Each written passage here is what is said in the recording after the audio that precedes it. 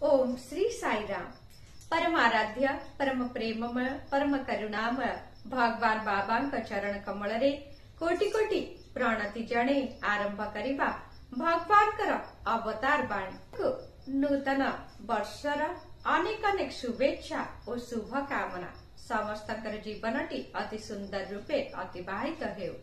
भगवान आज आमको कौन संदेश देउछंती आसंतु सुनिबा।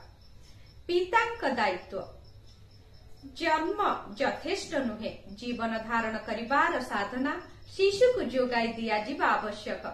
शिशु पृथ्वी रे प्रवेश कला बेले ताकू समुचित व्यवहार शिक्षा दिया जिबा, समाज रे सम्मान अर्जन करिबार बीज बपन करा जिबा एवं शिक्षा और गृह जोगाई दिया जिबा आवश्यक। एसबु पितांकर दायित्व।